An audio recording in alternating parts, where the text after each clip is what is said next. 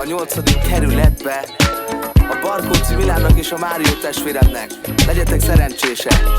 Pak-pak, belevágta a kés, már tudod, ez a két cigány, Mário meg a Milán, akik velük balhéznak, azok rosszul járnak. Jöttek értük a rendőrök, a telekínálnak, de még várhat egy-két gácsit, ma hazavisznek. Aztán megnézik a városban, milyen a szintje. Tudjátok, ez a két gyerek veletek sose viccel, hogyha velük kötek szetesvér, húsz fel a sliccel.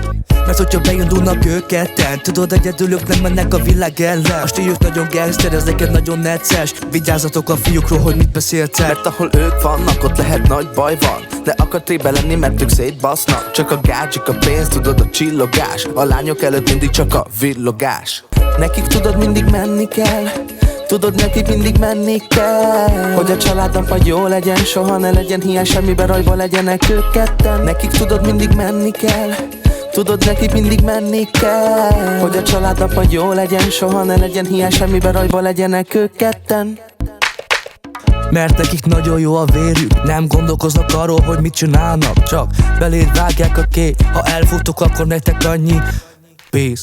Olyan a vérük, hogy sírsz. A Milán beindult egy gadget, ma haza is visz. A Mário megbontott egy viszkit, a temet többet viszki. Ha beszélsz nekik, vállald magad és soha ne hisztisz. Nekik tudod, mindig menni kell.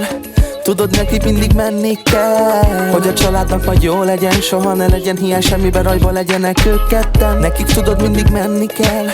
Tudod, nekik mindig menni kell. Hogy a családnak jó legyen, soha ne legyen hiány, semmibe rajba legyenek ők ketten.